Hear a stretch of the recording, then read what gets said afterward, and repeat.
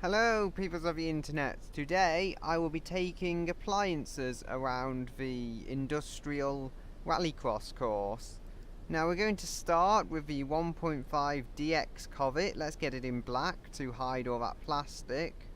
And each car is going to have 3 laps to do the best it can. And we arrive if. Let's hope this Covet, even with its lack of power, can still do decently well. It's a very noisy car, that much must be said, and we need to brake for this corner. It pulls fairly strongly in the lower end of the rev range. Stronger than you'd think, considering it's basically a Honda, let's be honest, and they make all the power higher up. And I slowed it down on the dirt. We've only got to remember it's an open differential and not a limited slip or a locking differential. Come on.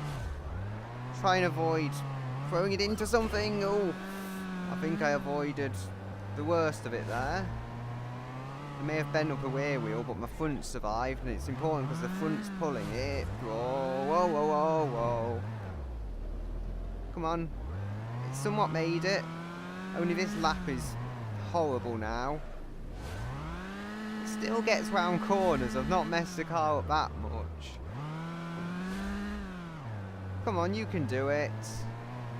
You may just be a Covet, but you are a quick Covet. You are a sports car. Although, let's be honest, you're not. But in my head, you're a sports car. Right, we're going to go across the line onto our final lap. The car's probably a bit scrappy on the outside. I've not looked, honestly. But, whoa, that was a rock there. One I drove over before. Tried to avoid it, but I was a little too late ultimately. It's still affecting my time. It's really good around that part of the track, just the way it pulls, although there's no doubt it is struggling to put the power down the way I would ideally like it to. Also the differential, again, it's not exactly a sporty monstrosity here. It's just a monstrosity. And we're going to go across the line. So what time have we got? Let me see. 1:53.91. Well, that's okay. It's under 2 minutes. Should be a decent enough benchmark to see what we can beat. Okay, so I've going into free roam, and this is what we've got of a vehicle. It's not actually as trashed as I would have expected. You'll see bits have been moved around and stuff, and it's not an immaculate car by any means. But other than that one burst rear tyre there, it survived quite well actually. Probably the car more than me, because let's be honest, I threw it into a walk. That's barely going to do any good for them. Next up, I'm getting a fiery red base model Lagran. No chrome on this model unfortunately, but let's hope we can still put in a good time. Also, I'm going with a saloon, as I'm under the logic it may weigh a little less than the estate. Okay, so we're at the start line.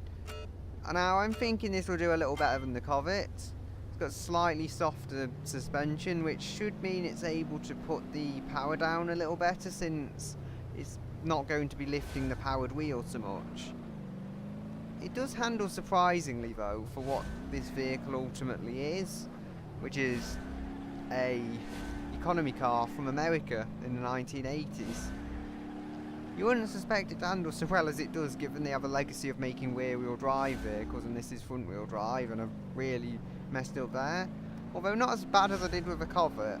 Again, I think I need to cut a bit closer to the inside there. But the softer suspension would have helped if I whacked a tyre on that bollard, would you call it? Probably not, but I'm trying to think too quickly. Now we keep to the inside, and oh, I've messed something up. I got at least one good lap out of it though, which is something. So we're going around here. The softer suspension may have just about saved the tyre though, but I'm really not sure. It's a front driven car, so as long as the front's okay, we can probably get away with some weird damage. And whoa, whoa, whoa. I've messed that up, I've really messed that up. But we do have another lap thankfully, so this isn't the end of it. Just try and pick up some speed up here, which we will have lost by flying into that. And brake into here. Something is up with the rear left wheel, I can just tell. It doesn't feel like it's veering to the left or anything, but it feels exactly like it's lost a tyre, the same problem I had with the Covet, which is really my problem more than the Covet's, we must admit. And we can just about pull through here. I'm not doing too well. I think I've beaten the Covet just in that first lap alone, but I could be wrong. And we need to try and add a lot of angle here so we can actually get round the corner. And that's nice, actually. That's very nice round there. And we've crossed the line. Yay. Handbrake oversteer. 1:59.23. It's still under 2 minutes, but we've just been beaten by the Covet. And here we have the damage again. We've actually lost a front tyre this time, disappointingly. I'm not sure how I could lose a front tyre but not a rear tyre, but that's what's happened, so that's what we're left with. I'd like to redo the run because of that, but the rule is 3 laps whatever happens, so unfortunately that's what we're left with. And finally we'll be taking a cheap ETK I series round in bright yellow, as you do naturally. Okay, so let's hope this is better than the modern ETK I attempted to take round but badly messed up because I can't drive. I mean, I don't need an excuse, it's just I can't drive a car. Well, it's almost like a rear-wheel drive Covet. It's fairly firm, but it's a little softer than that still. Probably because it's a larger car and you don't have to have firm suspension to get it to handle. Not as firm, at least. Now, I have to remember this is rear-wheel drive. That's the failing I made in the ETK 800. No fault of the car.